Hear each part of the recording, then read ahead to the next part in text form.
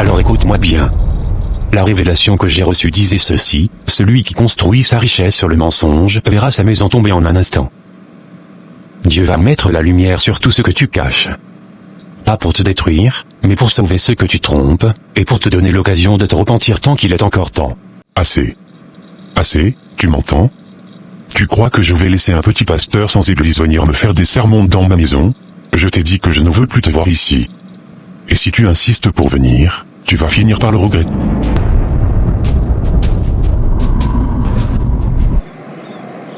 Mon Dieu, la soirée que notre pasteur avait organisée hier était vraiment très intéressante. Et aujourd'hui, près de la piscine, ce sera encore meilleur. Je dois aller payer mon maillot avant que tous les boutiques ne ferment. Anne, aujourd'hui sera vraiment spécial. J'ai hâte de voir ce que Dieu nous réserve. Mais, qui je vois là-bas? Ce n'est pas Laurence? Elle vient faire quoi ici? Bonjour Laurence. Oui, bonjour ma sœur. Mais tu fais quoi ici? Moi, je viens payer mon maillot pour la soirée, près de la piscine que le pasteur a organisée. Anne, d'accord. Moi, j'ai déjà payé pour moi. Je te laisse alors aller faire ton choix. D'accord, au revoir. Peuple de Dieu, écoutez. Aujourd'hui, je ne viens pas vous juger, je viens vous rappeler que Jésus vous aime. Beaucoup parmi vous traversent des difficultés, problèmes de maison, de travail, maladies, déceptions, trahison, mais laissez-moi vous dire, Dieu n'a pas oublié votre nom. La Bible dit, le Seigneur est proche de ceux qui ont le cœur brisé. Si ton cœur saigne aujourd'hui, sache que Dieu te regarde. Il te voit. Il t'aime. Vous cherchez la paix. Vous cherchez la joie? La paix n'est pas dans l'alcool. La joie n'est pas dans les soirées du monde. La vraie paix, la vraie joie, se trouve en Jésus-Christ. Dieu veut relever ceux qui sont tombés. Il veut guérir ceux qui n'arrivent plus à se relever. Il veut sauver ceux qui pensaient que leur vie ne valait plus rien. Donnez votre cœur à Jésus aujourd'hui, pas demain. Demain ne nous appartient pas. Mais aujourd'hui est un cadeau que Dieu vous offre pour changer votre histoire. Je ne connais pas vos problèmes, mais Dieu, lui, les connaît. Approchez si vous voulez la prière. Le Seigneur est prêt à vous visiter. Que Dieu vous bénisse tous. Que sa lumière vous accompagne et que sa paix reste dans vos maisons. Amen. C'est comment ça? Ça voilà, on dirait que je connais ce pasteur. Attends, oui. Je crois que je l'ai déjà vu à l'église il y a longtemps. Je dois aller le voir. Bonjour monsieur. Oui, bonjour ma sœur. Que Dieu te bénisse. S'il vous plaît, c'est comme si je vous connais quelque part. Votre visage me dit quelque chose. Tu n'es pas le premier à me dire ça aujourd'hui. Et, toi aussi, tu me dis quelque chose. Mais oui. Attends, je me rappelle maintenant. Vous êtes le pasteur Joël. C'est toi que notre pasteur avait chassé de l'église, non? Oui, c'était moi. Mais pourquoi? Pourquoi notre pasteur t'avait renvoyé alors que vous travailliez ensemble depuis longtemps? Moi-même ce jour-là je n'avais rien compris. J'ai été renvoyé parce que j'ai refusé de trahir la parole de Dieu. Je lui ai dit qu'il avait transformé l'église en boîte de nuit. À l'église, les gens venaient presque nus, des petits shorts, des jupes trop courtes, des tenues qui n'honorent pas la présence de Dieu. L'adoration devenait un spectacle, un show. Et quand j'ai voulu corriger, il m'a dit que j'étais trop strict, trop vieux jeu, que je n'étais plus adapté aux jeunes. Mais la Bible ne change pas, Laurence. La parole ne s'adapte pas au monde. C'est le monde qui doit s'adapter à la parole. Je comprends, donc tu n'as rien fait de mal. Tu voulais juste protéger l'église. Exactement. Je voulais seulement rappeler que la maison de Dieu est un lieu saint. Mais pour certains, la vérité dérange. Alors ils préfèrent éloigner ceux qui parlent vrai. Pasteur, je suis vraiment désolé pour ce qui t'est arrivé. Nous, les fidèles, on n'avait jamais eu toute l'histoire. On a juste vu que tu avais disparu. Et même si les hommes te rejettent, Dieu te relève au bon moment. C'est pourquoi je continue à évangéliser dans la rue. L'évangile, Personne ne peut l'arrêter. D'accord, merci. Les paroles du pasteur Joël m'ont vraiment touché. Chaque mot résonne dans mon cœur comme si Dieu lui-même me parlait. Toute ma vie, je me suis préoccupé de choses futiles, des apparences, des distractions, et aujourd'hui, juste là, dans la rue, Dieu m'a rappelé ce qui est vraiment important. Je n'ai plus envie de l'acheter. Ces choses matérielles ne peuvent pas remplir mon cœur. Aujourd'hui, je veux réfléchir, vraiment réfléchir, à ma vie, à ce que Dieu veut que je fasse. Peut-être que j'ai trop laissé le monde me distraire. Mais aujourd'hui est un nouveau départ. Je veux écouter la voix de Dieu. Je veux comprendre comment servir vraiment. Je dois tout faire pour que tout le monde comprenne. La maison de Dieu n'est pas un lieu de divertissement. Ce n'est pas une boîte de nuit, ni un endroit pour montrer sa richesse ou ses vêtements. Elle doit rester un lieu de respect, de prière, de paix. Un endroit où les âmes viennent chercher la lumière, la guérison et la vérité. Chaque personne qui entre dans cette maison doit sentir la présence de Dieu, et non le bruit du monde. Peu importe ce que les autres disent, peu importe les critiques ou les malentendus, je continuerai à parler la vérité. Je continuerai à évangéliser dans les rues si c'est nécessaire, pour que chacun sache que Dieu mérite respect et honneur. Pourquoi les fidèles ne sont pas encore arrivés avec l'offrande du pasteur et de sa famille? D'habitude, ils sont là avant même que je n'ouvre la porte. Hier il y avait plus de 300 personnes ici.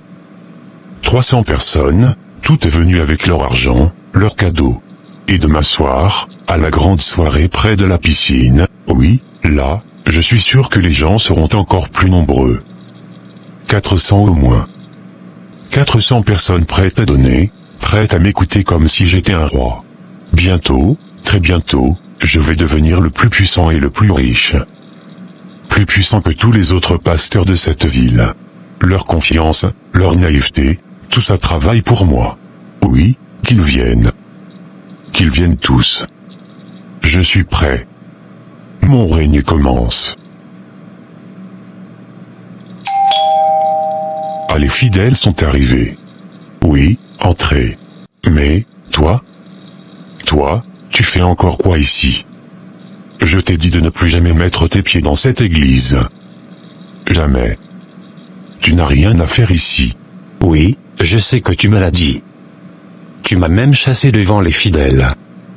Mais je ne suis pas venu ici de moi-même. Je suis venu parce que j'ai reçu une révélation de Dieu cette nuit. Une révélation qui concerne cette église, et toi.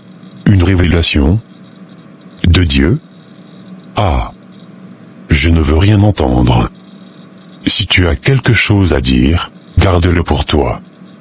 Laisse-moi gérer mon église comme je veux. Je n'ai pas besoin de toi ici, ni de tes soi-disant visions. Ce n'est pas ton église. C'est la maison du Seigneur. Et je suis venu t'avertir. N'oublie jamais, le Seigneur Jésus n'aime pas qu'on utilise son nom pour se faire de la richesse. Il n'aime pas qu'on transforme sa maison en un lieu de fraude, de détournement et de manipulation.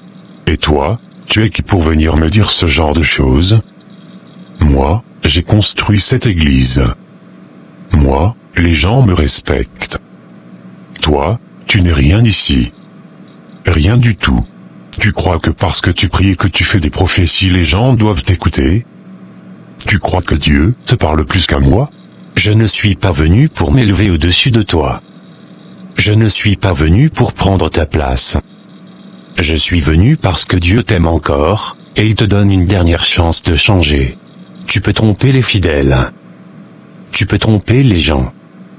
Tu peux même tromper ta propre conscience pendant un temps, mais tu ne pourras pas tromper Dieu. Son regard voit tout, son jugement est juste, et sa patience a des limites. Je n'ai pas de leçon à recevoir de toi. Je sais ce que je fais. Et personne ne m'arrêtera. Alors écoute-moi bien. La révélation que j'ai reçue disait ceci, celui qui construit sa richesse sur le mensonge verra sa maison tomber en un instant. Dieu va mettre la lumière sur tout ce que tu caches. Pas pour te détruire, mais pour sauver ceux que tu trompes, et pour te donner l'occasion de te repentir tant qu'il est encore temps. Assez. Assez, tu m'entends? Tu crois que je vais laisser un petit pasteur sans église venir me faire des sermons dans ma maison? Je t'ai dit que je ne veux plus te voir ici. Et si tu insistes pour venir, tu vas finir par le regretter. Je ne suis pas ton ennemi. Je suis juste le messager que Dieu a envoyé pour t'avertir. Un messager? Un messager de quoi?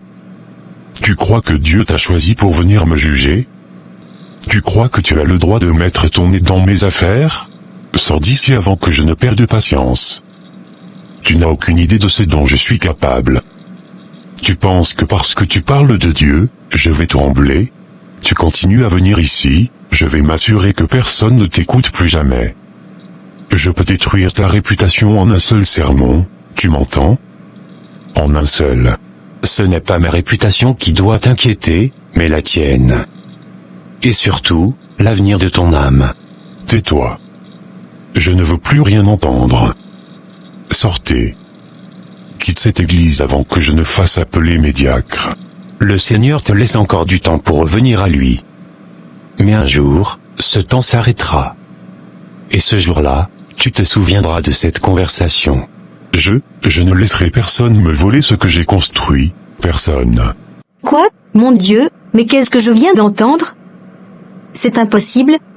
Le Seigneur t'appelle à la repentance. Tu utilises son nom pour manipuler, pour t'enrichir, pour tromper les gens, et Dieu ne fermera plus les yeux.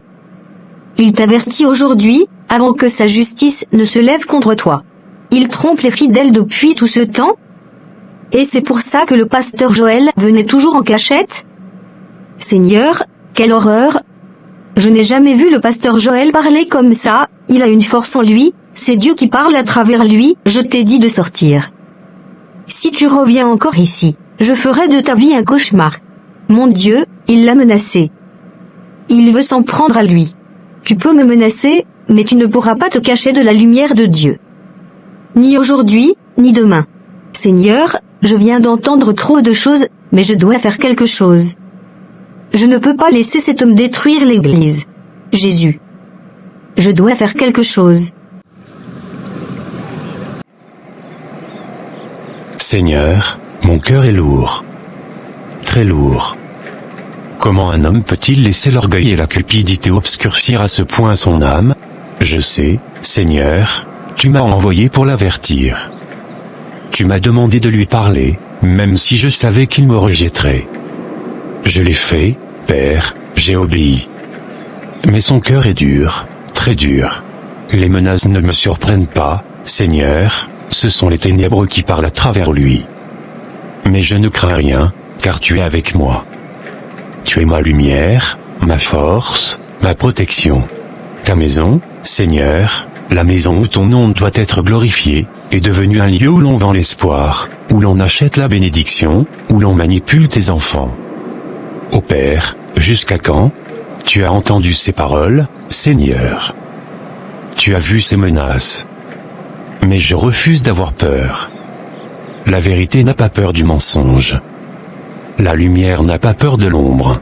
Seigneur, prépare le cœur de ton peuple. Ouvre leurs yeux. Fortifie ceux qui sont faibles. Que ta vérité éclate comme la lumière du matin. Et si je dois souffrir pour cela, alors que ta volonté soit faite. Je te fais confiance, Seigneur. Toujours. Mais, ce n'est pas le pasteur Joël ça? Ça fait plusieurs jours que je le croise comme ça, seul, silencieux, pensif, ce n'est pas son comportement habituel. Quelque chose ne va pas, je le sens. Le pasteur Joël, il avait toujours un sourire pour tout le monde, il saluait, il demandait des nouvelles, il encourageait, mais ces derniers temps, je le vois passer sans rien dire, comme si un lourd fardeau pesait sur lui.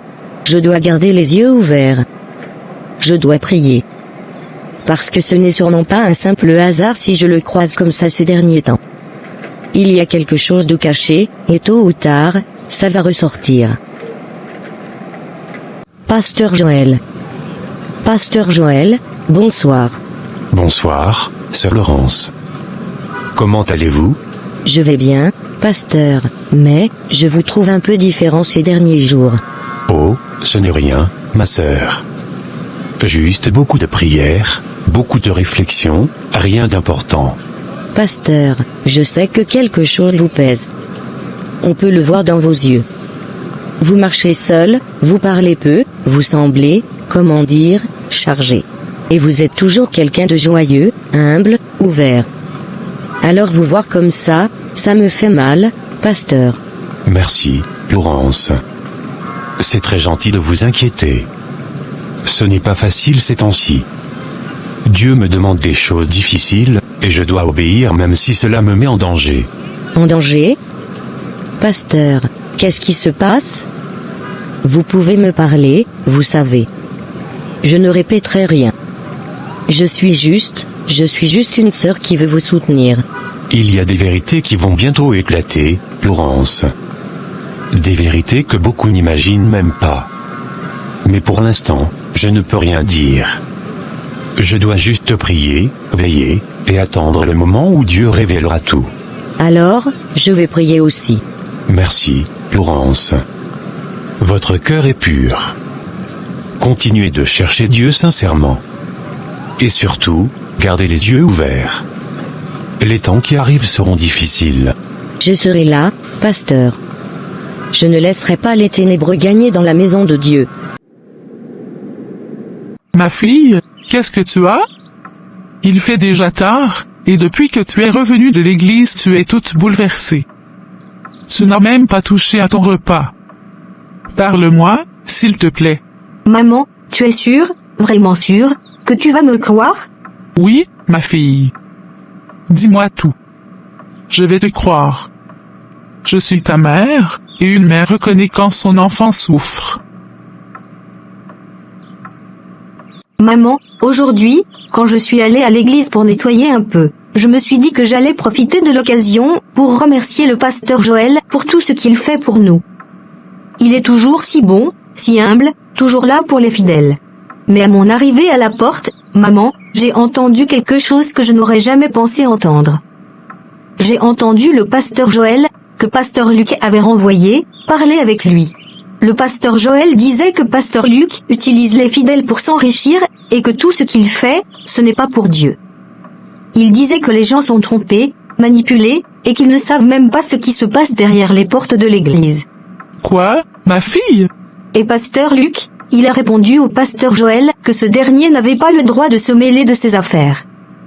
Il a dit que c'est pour ça qu'il l'avait renvoyé, pour qu'il ne puisse plus s'opposer à lui. Donc, pasteur Luc, il avait renvoyé le pasteur Joël parce qu'il refusait d'accepter ses tromperies? Oui maman, exactement. Et ce qui m'a vraiment convaincu, c'est ce qu'a dit le pasteur Joël ensuite. Il a dit, jamais dans le monde, aucune église ne doit organiser des soirées près de la piscine où les gens portent des petites robes, des petites culottes. Maman, tu te rends compte? Mais maman, pourquoi tu pleures? Ma fille, c'est vrai. Le pasteur Joël, il n'a pas menti. Maman, comment allons-nous faire maintenant? Comment pouvons-nous rester sans rien dire alors que nous savons ce qui se passe? Nora, je veux te croire. Mais, c'est tellement difficile à imaginer. Pasteur Luc, ce n'est pas possible, un pasteur, tromper ses propres fidèles? Maman, je l'ai entendu moi-même. Je ne peux pas inventer ça. Je ne pouvais pas rester silencieuse. Il faut que quelqu'un sache la vérité. Ma fille, je ne sais pas si je dois te croire entièrement. Tout ça me paraît énorme, mais ton regard, je vois que tu es sincère. Je vois que tu n'inventes rien. Alors maman, il faut prier. Il faut demander à Dieu de nous montrer quoi faire. Et nous devons rester attentives à tout ce qui se passe. D'accord, ma fille. Nous allons prier. Mais sache que je reste sur mes gardes. Je dois être sûr de ce que nous faisons. Nora acquiesce, le regard sérieux, prête à rester fidèle à la vérité malgré les doutes et les dangers à venir. Le lendemain matin. Moi, je ne vais plus à la soirée. Non, je ne peux pas. Tout ce que le pasteur Joël m'avait dit, ça m'a vraiment touché. Chaque parole, chaque conseil, je ne peux pas l'ignorer. Il m'a parlé de vérité, d'honnêteté, de respecter la maison de Dieu, et je me rends compte que ce n'est pas juste de participer à quelque chose qui va contre tout ça. Oui, entrez. Nora, puisque tu es venue, je vais te dire la vérité. Et en même temps, je ne vais plus à la soirée. Mais, c'est justement ce que je suis venue te dire aussi. Quelle coïncidence. Oui, et, moi, je ne vais plus aller à l'église non plus, du moins pour le moment. Attends, Nora, tu ne vas plus à l'église?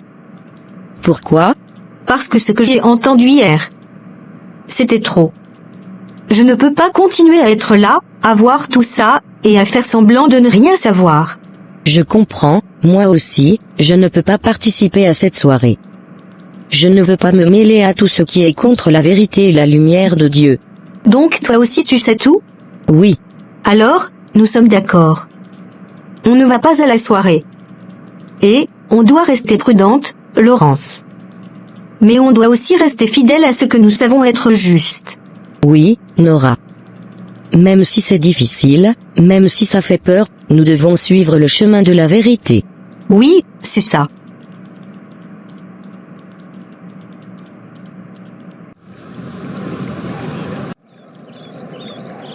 Bonjour, Pasteur Joël. Bonjour, Sœur Laurence. Pasteur, je voulais vous dire, ce que vous m'avez dit la dernière fois m'a vraiment touché. Vos paroles m'ont ouvert les yeux. Et, j'ai décidé de suivre la vérité, et non le mensonge. Ma sœur Laurence, tu as fait un excellent choix. Je suis très fier de toi. Et pour ceux qui, comme toi, veulent rester dans la lumière de Dieu malgré les difficultés, j'organise une jeûne prière de 3 jours. Nous allons prier pour toutes les églises qui vivent dans l'ombre en ce moment, celles où la vérité est cachée et la justice ignorée. Tu peux participer, Laurence. Oui, pasteur. Je vais le faire, je veux le faire. Et, je vais aussi le dire à ma sœur. Elle doit participer aussi. C'est une bonne décision, ma sœur. Dieu utilise ceux qui ont un cœur sincère pour faire briller sa lumière dans l'obscurité. Alors je vais le faire. Je vais prier, et encourager les autres à prier avec moi. Amen. Dieu t'accompagnera, Laurence.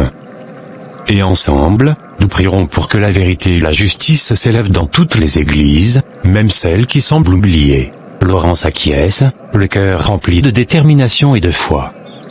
Elle sait maintenant qu'elle a choisi le bon chemin, et qu'elle ne sera jamais seule tant qu'elle marche avec Dieu. Le pasteur Joël, il a raison. Dieu est lumière. Et ceux qui marchent avec lui ne doivent pas craindre l'obscurité. Je vais rentrer, prier, réfléchir, et demain, je continuerai à marcher dans la vérité. Peu importe ce qui m'attend. Seigneur, guide mes pas, protège-moi, et aide-moi à rester fidèle à ta lumière, même quand tout semble sombre autour de moi.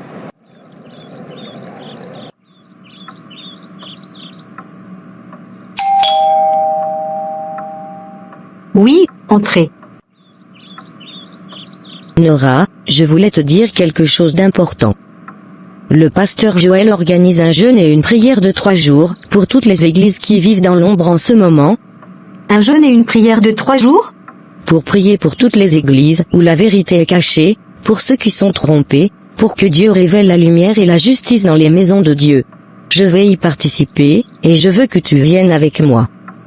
Nous devons prier ensemble, demander à Dieu de nous guider et de protéger tous ceux qui veulent marcher dans la lumière. Alors, je viens avec toi. Je veux y participer aussi. Oui. Ensemble, nous allons prier pour que Dieu révèle la lumière et la vérité partout où règne l'obscurité. Je veux marcher dans la lumière, Laurence, et je sais que Dieu sera avec nous pendant ces 3 jours. Les 2 sœurs se sourient, une nouvelle force et une détermination grandissent en elles. Elles savent que ce jeûne et cette prière seront un moment crucial pour renforcer leur foi et marcher dans la vérité, sans peur et sans compromis. Mais, pourquoi, ces derniers jours, les 2 filles, celles qui viennent toujours balayer l'église et m'aider à faire des travaux, ne sont pas venues? Est-ce qu'elles ont remarqué quelque chose? Est-ce qu'elles ont entendu, compris quelque chose de ce qui se passe ici?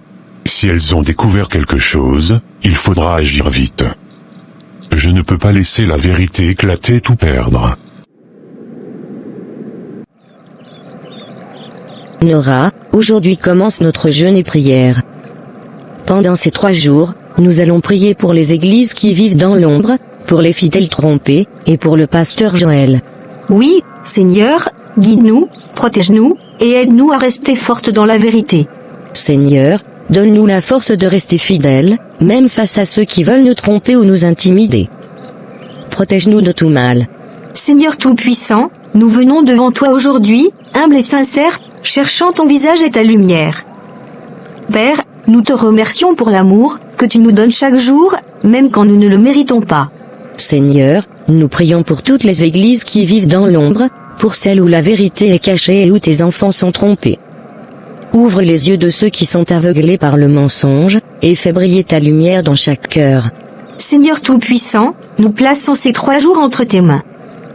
Que notre jeûne et nos prières soient agréables à toi, et qu'ils portent du fruit pour toi, pour nous, et pour tous tes enfants qui marchent dans l'ombre. Nous t'offrons tout notre cœur, toute notre foi et toute notre vie. Au nom de Jésus-Christ, ton Fils bien-aimé, nous prions. Le pasteur Joël au milieu de la forêt, les yeux tournés vers le ciel. Son visage montre à la fois fatigue, douleur et détermination. Il s'arrête près d'un grand arbre, pose ses genoux à terre et lève les mains vers le ciel. Seigneur, me voici encore devant toi. Je sais que l'ennemi veut semer la confusion et la tromperie dans ta maison. Mais moi, je refuse de rester silencieux. Je refuse de laisser ton nom être utilisé pour l'argent et les mensonges. Père, donne-moi la force. Donne-moi le courage de continuer ce combat, même si je suis seul. Tu vois ce que le pasteur Luc fait, tu vois comment il trompe les fidèles, ouvre les yeux de ton peuple, Seigneur. Ne les laisse pas tomber dans l'ombre. Les ténèbres ne vaincront jamais la lumière. Oui, Seigneur, je crois en cette parole. Tant qu'il restera une seule personne fidèle, la lumière triomphera. Seigneur, je te confie tout. Ce combat n'est pas le mien, mais le tien. Marche devant moi, et je te suivrai. Protège ton Église, protège tes enfants, et renverse toute fausseté qui se lève contre ton nom. Mais pourquoi ces derniers jours je sens comme si quelqu'un voulait me contredire? Quelqu'un veut détruire tous mes efforts, tous ces travaux que je fais pour maintenir cette église debout. Est-ce qu'on a remarqué quelque chose? Est-ce qu'on cherche à m'arrêter? Enoch, qu'est-ce qui se passe encore? Pourquoi tu viens comme ça? Mon pasteur, je ne sais pas comment vous dire ça, mais, la calebasse n'est plus derrière l'église. Elle a disparu. Comment ça, elle n'est plus là? Enoch, tu veux dire que quelqu'un a touché à ça? Oui mon pasteur, je ne comprends pas, hier elle était là. Ce matin, plus rien, comme si quelqu'un l'avait prise. Donc, comment tu expliques ça? Et surtout, comment tu vas régler ça? Parce que ce n'est pas un petit problème, Enoch. C'est sérieux. Je veux que tu trouves qui a osé toucher à ça, et rapidement. Tu m'as compris. D'accord. Seigneur, aujourd'hui, c'est le dernier jour. Je me tiens encore devant toi. Tu vois ce qui se passe dans cette ville, dans ton église, tu vois les ténèbres qui cherchent à dominer ton peuple.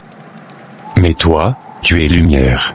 Je te rends grâce pour Nora et Laurence, ces 2 jeunes filles que tu as éclairées. Protège-les. Fortifie-les. Que leur foi soit un témoignage pour beaucoup. Donne-moi la force de me lever. Donne-moi le courage d'affronter ce qui arrive. Donne-moi les mots pour sauver ceux qui sont manipulés. Je ne veux rien pour moi, seulement que ta volonté soit faite. Hein? Qu'est-ce que? Aïe. Aïe. Mon corps me brûle. Aïe Seigneur. Qu'est-ce qui m'arrive? Le feu, le feu. Ça brûle. On dirait que tout mon corps prend feu. Aïe. Quelqu'un me combat. Je sens une force. Aïe, aïe. Ce n'est pas normal. Aïe. Aïe. Aïe. Le feu. Le feu me brûle.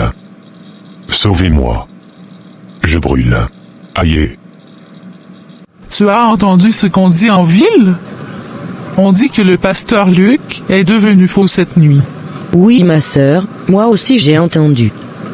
On dit qu'il criait comme si un feu brûlait son corps.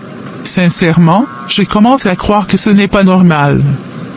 On disait qu'il utilisait des choses bizarres pour attirer les fidèles. Moi-même j'ai compris ça. Une vraie église ne fait pas des soirées près de la piscine, ce n'est pas pour Dieu, ça. Et depuis que le pasteur Joël n'est plus là, tout a changé. Dieu a commencé à dévoiler la vérité. Ce qui est caché finit toujours par sortir. Tu as raison. Je crois que c'est le jugement de Dieu qui commence. Que Dieu nous protège. Maman? Qu'est-ce qu'il y a? Pourquoi tu paniques comme ça? Ma fille, ce que j'ai appris aujourd'hui, oh mon Dieu, Maman, parle-moi, tu me fais peur. Qu'est-ce qui se passe? le pasteur Luc est devenu fou. Complètement fou. Hein? Maman, tu es sûre de ce que tu dis? Toute la ville parle de ça.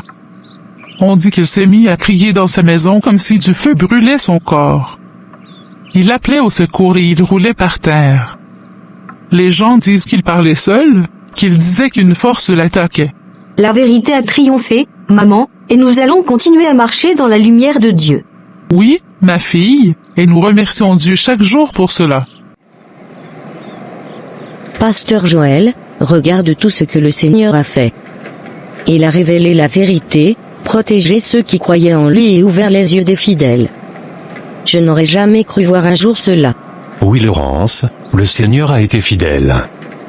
Même face à la tromperie et au mensonge, il a gardé son Église et guidé ceux qui marchaient dans la foi. Tout ce qui s'est passé nous montre que Dieu agit toujours pour la vérité. Il a changé nos cœurs, renforcé notre foi et nous a donné le courage de rester dans la lumière. Tout ce que nous avons vécu, ce n'est que grâce à lui. Exactement. Chaque prière, chaque jeûne, chaque moment de foi a été entendu. Et maintenant, nous pouvons remercier Dieu pour tout ce qu'il a fait pour nous et pour son Église. Quand nous faisons confiance à Dieu et marchons dans la vérité, rien ne peut nous séparer de sa lumière. La vérité et la foi triomphent toujours sur le mensonge et la tromperie. Même face à l'injustice, à la manipulation ou aux obstacles, rester fidèle à Dieu et marcher dans la lumière de sa parole permet de vaincre toutes les épreuves. Ne laissez jamais l'argent, la vanité ou la tromperie détourner votre cœur de la vérité. Priez, persévérez et confiez-vous à Dieu, car il protège ses enfants et révèle toujours ce qui est caché. La vraie force ne vient pas de la puissance des hommes, mais de la foi, de la prière et de l'amour pour Dieu.